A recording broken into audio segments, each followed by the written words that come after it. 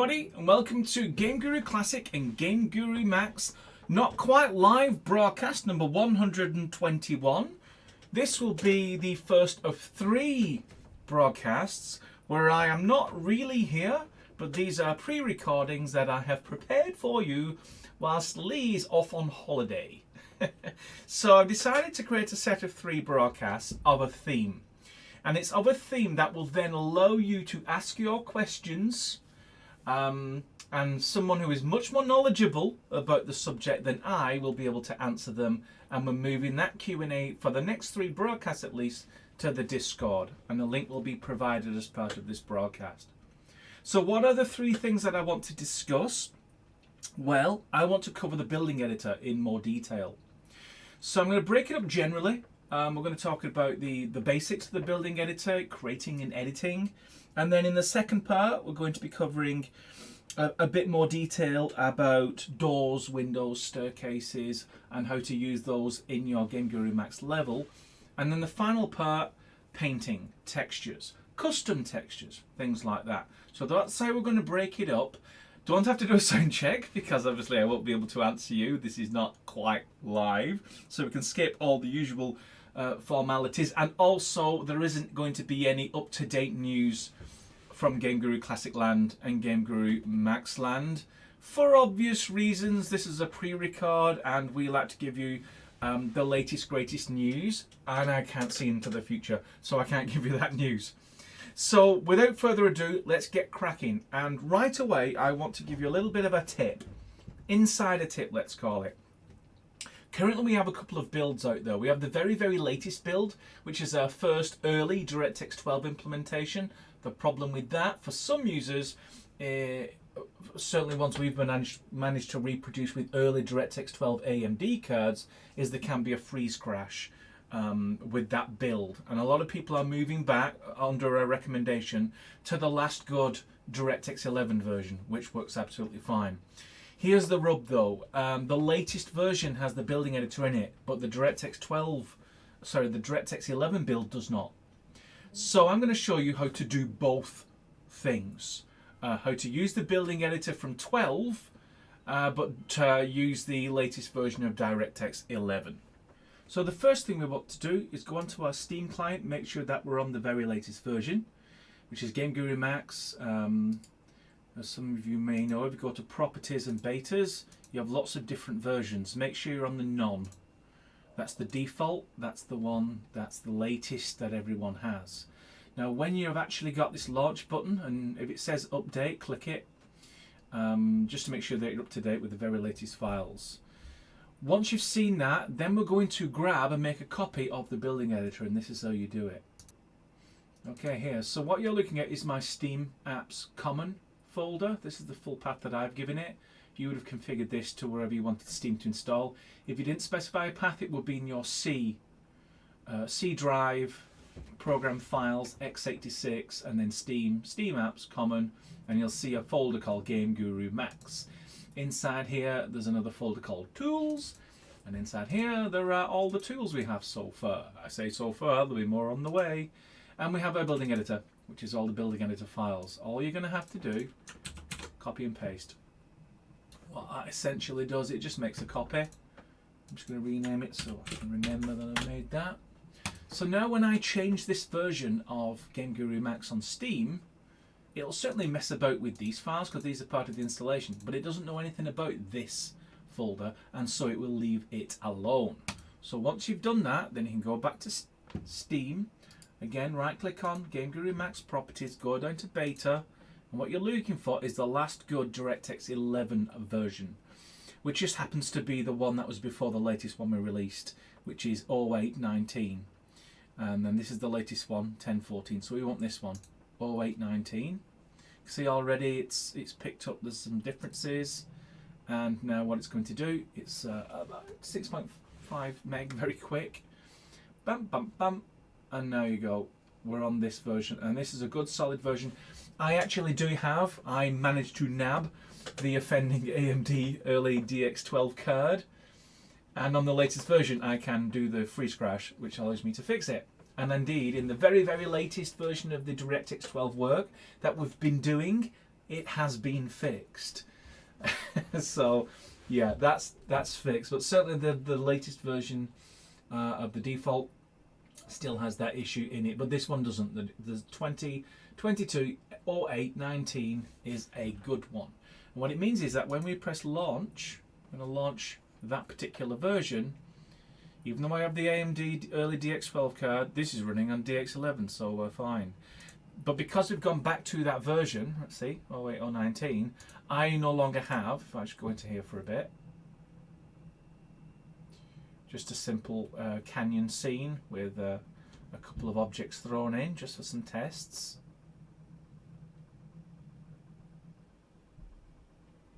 You'll see that when you go into edit, there is no building editor drop down because it's the version before we release that. But the good news is that tool, the building editor, is separate. What does that mean, Lee? Well, we run this GameGuru Building Editor EXE. It's a separate executable. It's a separate tool that we have here. As you can see, we've got a separate tool, and then we've got this. So now you can actually building editor things, export them, and then the older DirectX 11 version just picks it up as just a standard smart object, and they can drop them into your level. So that's just a little bit of a tip on how you can have both the latest DirectX 11 version and the building editor if you want your cake and eat it. But I digress. What we want to show today is the first part, which is how to do buildings and edit those buildings. So we're going to go into the building editor, which we launched manually.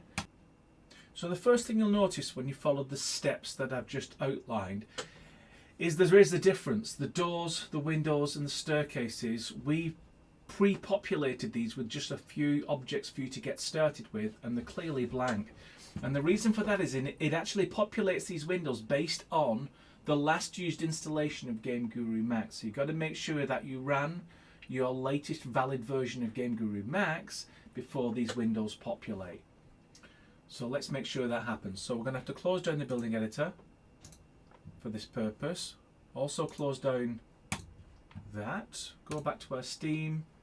We're on this version, so we click launch. And we'll start with a sample scene. And just to show you what I'm talking about, if we look at doors, all these doors here, we want these actually showing up in the building editor. So they're already set up here. But here's the trick, and here's the rub. These doors, windows and staircases are from the latest DirectX 11 version. But wait, think about it. The doors, windows and staircases of the latest version had additional what's called metadata in those objects to tell the building editor that they can be used by the building editor for doors and windows and staircases. And the latest version of DirectX 11 does not have them. So we're going to need to do an extra thing. We're going to copy the entity folder from the latest version and then copy them into the DX11 version. Now remember, you only need to do this if you want your cake and eat it, if you want to use the latest DX11 version and the building editor. These are the steps you go through. So what we're going to do is we're going to go back to the very, very latest version. Again, go to beta, select the very latest version, which is the none. Should be a very quick update. Now there's no need to run because we can just grab the files that we need, which means going into GameGuru Max, Files, Entity Bank, and just to give you an example, if we actually look for a door,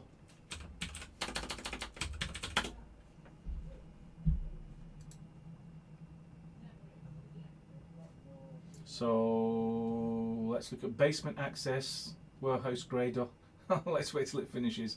Okay, so we've got lots of doors to choose from. Let's look at grey door.fpe, go down to the bottom. And you see this, the keyword, that's another word for metadata. And look what's been added to the keywords, building editor underscore door. That tells this entity, this object, that it can be used by the building editor and identified as a door. So those are the files that we want. So that's a nice little bit of background information for you, but all you really need to worry about is just grabbing all the files. So what we're going to do is just grab the entity bank folder, And we are going to, just for the moment, just temporarily go into our copy and just paste them here. This is just temporary.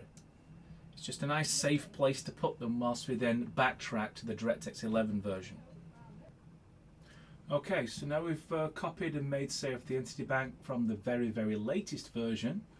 We can go back to Steam and revert back to the last good DirectX 11 build, which would be 0819, 2022 0819. 6.55 meg, doesn't take very long to revert. Right, now that's complete. Now we can do something that's a little bit cheeky. A little bit cheeky. Copy the entity bank, which we copied previously from the latest version. Go into files. As you can see, we've got entity bank here. I think what we'll do, I don't know if it'll be any faster, but if we do this, call this one the old, and then we go back into tools, and then what we're going to do is, should we copy or cut? If we cut, that might just be a file table thing, which will be quicker. So if you go back into files, paste, yeah, that was instantaneous. So what was that I was just talking about? If you actually did a copy, it would have to create duplicates of all those files on your hard drive. If you did a cut and paste, it doesn't have to copy all the extra file data. It literally just taps the headers and then readdresses the file table and just repoints the files somewhere else, and it's practically instantaneous.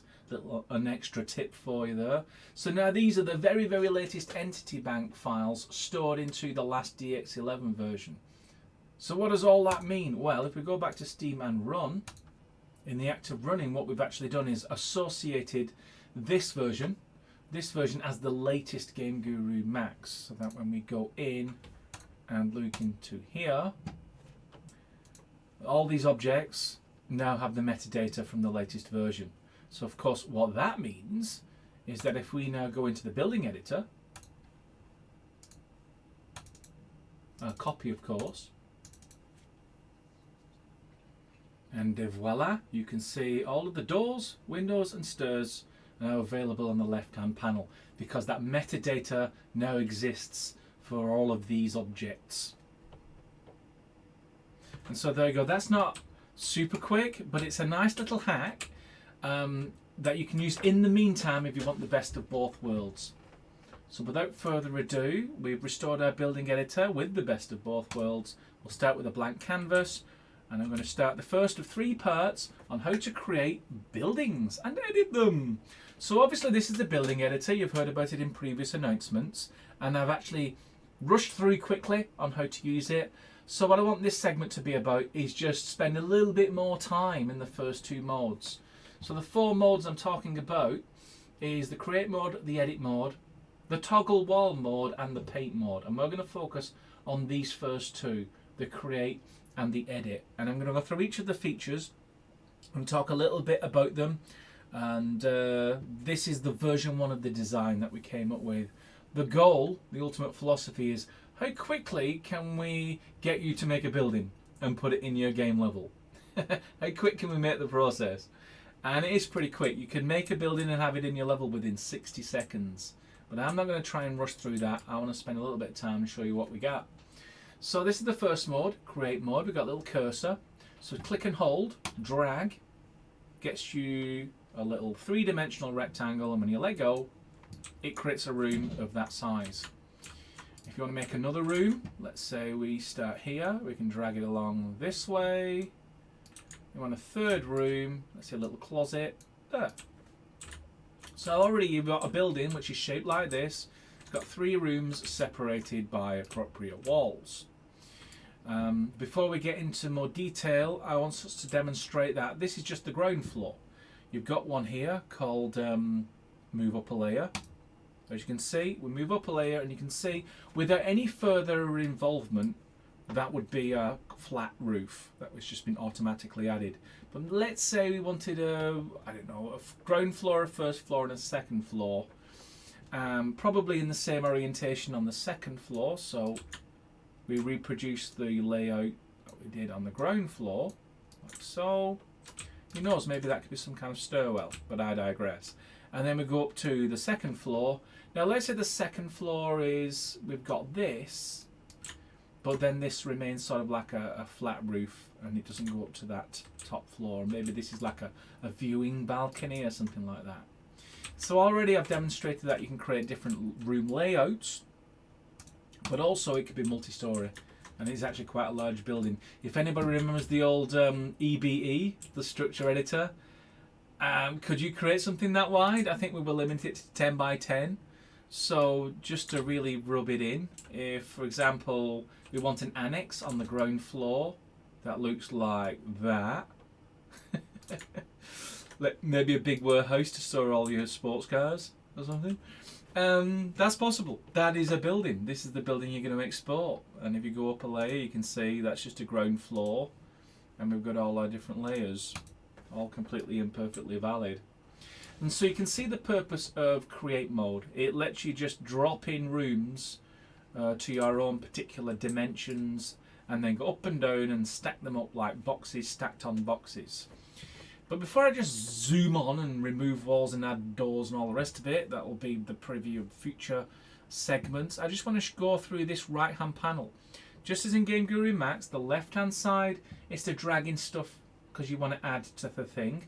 The thing in the middle is where you edit, and the thing on the right is where you control properties, where you create nuance for the things that you're working on. And so we're already familiar with these two buttons, change layer up and down, so we can create multi-story buildings. We'll leave this one, match layer to stairs, because that will come later on when we talk about things like doors, windows and staircases.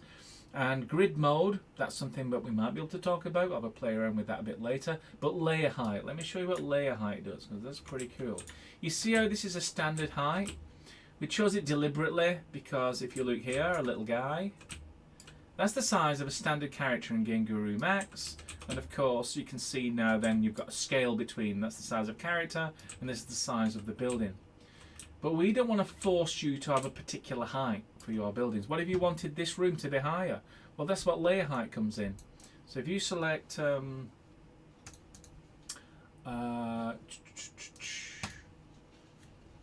layer height, reset layer height, and then you go to this, see what happens? You can actually change the height of that the whole layer of the first floor. So let's say the first floor is a little bit bigger, I mean almost twice as big as the character, but then go up to the second layer, and obviously you don't want it too narrow. If it's too low, you won't be able to fit your characters or your player in it, so you do actually want to be able to control a certain amount of minimum height, but we're letting you do anything you want. And maybe there are creative reasons, so your first floor is only this, and maybe, you know, if I wanted to say a fourth broadcast on this, I would show you how this can actually be used to your advantage. It's actually pretty cool, but it's beyond the scope of what I want to talk about today. So we'll make sure that it's at least high enough that you can get your head in, and that's on layer 2, and then we go up to the last layer. Maybe this is a huge viewing balcony, so what we'll do, we'll make this really high, like that high, with lots and lots of window potential. Go back down to the first one. So now we've got a nice big wall, much higher than what you would expect, but it's here for demonstration purposes. Then the second one, maybe we don't have that as high, maybe we'll keep that regular height. And then the third one, a nice big viewing area. And so that's what this layer height does. It's not to control the height of a room, it's to control the height of a whole layer. Grid mode, let me show you what grid mode is. See these little tiles on the floor? Let's go back to create mode for a second. You can see how the highlighter is bouncing between the corners of this grid. Well, the grid mode is that. It sort of snap, snap, snap, snap, snap. But if we increase this grid size, we're now snapping to a much larger grid, a grid of 200. We go lower, we can have a more refined grid. Now, anyone who's looked at previous broadcasts about when I covered things like grid mode in GameGuru Max's editor, people who are creating their own assets will have a very specific dimension, size, XZ axis, of the objects they're creating, so they can snap them together in clever ways when you're making levels? Well, the building editor accommodates the same idea that you can set yourself an XZ grid size so you can create some buildings, and then when you've got your own objects, you can snap those into your buildings knowing that the dimensions will line up rather lovely. And of course, you don't need to use grid mode. This is like per pixel. I recommend against it. You kind of want some uniformity so everything lines up nice. So we're going to stick to the grid mode, and we're going to stick to 100. Just to show though that you can actually change grid mode if you want to. And another thing I'd like to show you, whilst you're in create mode, you've noticed that there's this big chunk of right panel at the bottom showing what looks like a red carpet, a ceiling, wall interior, wall exterior, corner support and roof. I just drag out a room like so, and it pre-populates your room with that particular floor, that particular wall, inside and outside, and of course these little corners as well. But you don't have to just stick with those. You can actually change these to whatever you want. So if we, let me just get rid of this for now. We have to use edit for that. Go back to create. But before we create anything, let's change these textures. So instead of that red floor, what if we wanted a wooden floor? And for wall interior, we wanted these tiles for some reason. And now when you do create room, goes without saying, it's using the new textures that you've chosen. Little tiley walls, and then the wooden floor. And you create another one, and it also obeys. Same floor, da da da da da. The reason that's pretty cool is that later on, and you'll see this in a future segment, that you can use individual paint instructions to paint individual pieces of your creation. But at this early stage, at the create mode, by setting up the textures the way you want them, you don't have to go into that micromanagement level. You can just set it the way you want and start knocking out rooms very quickly with the textures that you want. By preempting the kind of textures that you're going to want in your final building, it saves you the micromanaging of painting individual surfaces later on. And before we abandon the create mode feature, these last three buttons: set current selection as the default, talk about that a bit later, change texture format, and reset texture settings. Now reset texture settings, goes without saying, goes back to the defaults that we've provided. And set current selection on as default, really cool button there. Let's say you don't like red carpet, but you love wooden flooring, right? And let's say our buildings should all look like this. All the rooms should look like that. Well, if you actually click set current selection as a default, and you leave the building editor and come back, it remembers that selection. So you don't have to constantly keep resetting your settings. You can leave the building editor, come back, and you have exactly that, and you never need to see the horrible red carpet ever again. So that's the purpose of this button. And if you think, oh no, that's really terrible, I want to go back to the way it was right at the beginning, then you can click the reset texture settings. The final button, change texture folder, that's the cool part. That's where you get to choose your own custom texture folder to control the building's textures, the walls, the floors, the ceilings, not with the out-of-the-box textures that we've provided, but the textures you've created for yourself. And you go from, you know, buildings that you probably suspect were created with the building editor to buildings you don't know how they were made because they're using your own designs and, more importantly, your own set of textures. And we'll cover that in a future segment because that's dwelling into more advanced subjects. And right now, I just wanted to get over this simple stuff, but go through it thoroughly so you know what's going on across the right hand side of the screen from top to bottom. Now I have been bouncing occasionally into this second section, the edit mode, because I needed to do things like delete these experiments, but that's generally what they're about. Did I put that one in? Let me look up a layer. Yeah, so that's actually deliberate. So yeah, let me show you a little bit what the edit mode does. As it, you could probably guess, create is creating rooms. Edit, well, I want to edit the rooms, so what does actually that mean? Let's say I dropped in this massive ground floor thing, but I think it's way too big. In edit mode, you can highlight the things you've created. So those are the 4 rooms that I've got. I can highlight them individually. When you highlight one, you've got a couple of cool gadgets attached to each of the rooms you've created, including the little ball in the middle. And you click the little ball, you can drag it around. You know, it's these rooms are independent until you come to the point where you go to File, Export, and export your building.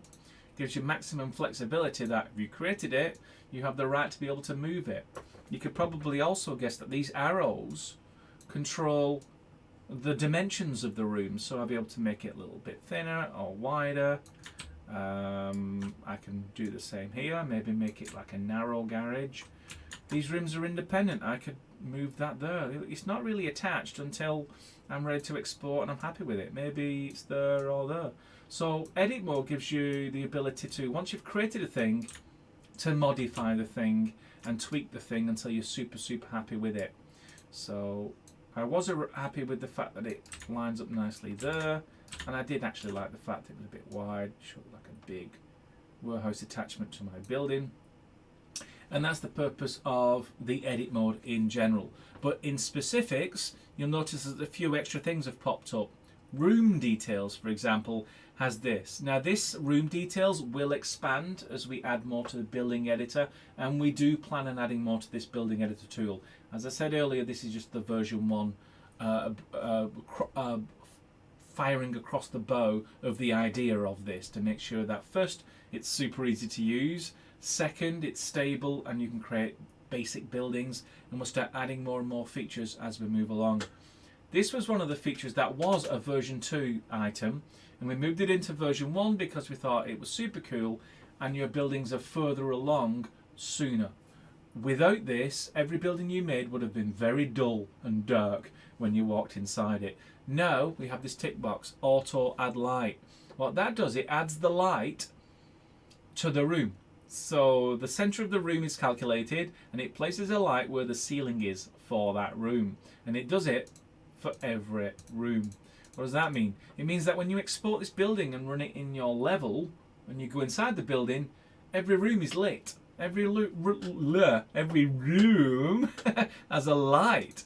Not only that, the light is a real light. It's a dynamic light as far as GameGuru Max is concerned. So you can find that light and switch it on and off, or create a behavior for that light. Maybe it's a flickering light. A light in a room that's an old room, that's a decayed room, and you want a flickery light, or some other kind of light. So these aren't like baked and hard-coded into your building creation. What you are making here is a rather sophisticated smart object, and the lights are just another element that's added to the smart object for your final creation. And the final section should look familiar because you saw it in the create mode, is the ability that once you've created a room, you may want to change your mind, but you don't want to paint individual surfaces. For this particular room I'm highlighting, let's say it's a warehouse, you don't have a carpet in a warehouse, you have a concrete floor, solid floor. So let's just click on this and we get to choose a different texture. That's much better. So now you can get oil all over it. And as you see, let's say the interior walls in the paint mode, which we'll show in the future. If you did paint mode, you'd have to paint every single wall. In edit room mode, I can change all the interior textures in one go by selecting wall, interior, and that one. Notice it's changed all the walls at once. These are all time-saving vehicles. If you already knew what textures you wanted before you created the room, it's even more time saved. But let's say you want to change your mind after the fact, then you can use edit mode. And if you want to change individual things, individual surfaces, then you go all the way down to the granular level of paint mode. But as I say, we'll talk about that again. And as you can see as well, because we're dealing with textures, at any time you may want to think, you know what, I want to change my texture folder altogether and use a different set. And that's why these buttons survive in the edit room mode. So that should cover everything for this particular segment. I've covered the idea to create rooms from scratch and to edit the rooms once they've been created, and all of the properties that you can control down the right hand side of the screen. In the next segment, a week from now, or you can play with it yourself. This is available right now. It's built into GameGuru Max. You can play with it in the latest version. We have the ability to toggle walls, which effectively what that means is you could sort of take these two rooms and make them one big room just by removing this wall. And then paint mode, where you can go in and you can change individual surfaces, so rooms can have lots of different textures inside them. And when we talk about that, we'll also talk about actually changing the folder where the textures are located, so you can throw away the ones that we've provided and create all textures of your own. And maybe we'll go into how do you create a texture, what format should it be, and what size is ideal for that texture, and drill into some more details. So I think you'll agree that in this broadcast we've gone into a lot more detail that's been skirted over previously, and hopefully it was useful and there is no stone unturned, at least when it comes to creating rooms and editing rooms. This has been an unconventional broadcast, and we're going to continue the unconventionalness for another 2 broadcasts next week and the week after. And I know I'm talking about things that are happening in the future, but the 4th one I'll be back in the real, and that goes back to regular old Lee waffling without the opportunity to do a little bit of video editing. And I will hold my hands up that when we copied that entity bank into the building editor copy folder, it took about 20 minutes. So that would have been terrible if we did it live, but with the power of pre-record, I made those things a little bit snappier and faster, and hopefully got this broadcasted within 30 minutes. So finally, without further ado, thank you very much. Normally in the broadcast we will go on to a Q&A where we answer lots and lots of questions. Instead, what we're going to do is we're going to bring up Discord, and I already have that in one of my shortcuts. What is Discord? It's a place where you can chat and ask questions and read lots of interesting things. As you can see, I've got quite a lot of Discords, but this one I'm interested in, GameGuru Max, and at the bottom, I think we'll find, here it is, live stream questions. This is the link. I will probably post this in the pre-record video description of this broadcast. So all you got to do is go into the description, find this link and click it, and you'll find yourself here. And once you find yourself here, you will find a team member from the GameGuru Max Club. You'll be able to answer your questions. Now, those questions can be anything. Just bear in mind that if it is Zach who's answering the questions, his speciality right now are things like the model importer, the character creator, the building editor specifically, and bugs and general functionality in general. But don't ask him when things are being released or what features are coming next, because that's pretty dark right now, and we need to finalise the when and where and in what order. But if it's a question about the building editor and what we've been talking about today, he's the perfect person to answer those questions, and I think he'll be sticking around for about 10 to 15 minutes. So that's the end of this broadcast. If you want a little bit more, then join us on join me in spirit and Zach in actuality in the Discord, and then you can ask your questions and hopefully you get some good answers. As for me, I will speak to you again in the virtual next Wednesday at 7 p.m. GMT. I think we've left BST now. We've moved into November, which is, that will be GMT all the way through to a good chunk of next year. So join us next week at 7 p.m. GMT. I hope you've enjoyed it, and I look forward to speaking to you in the virtual next week. So until then, I shall say, go check out Discord, and goodbye.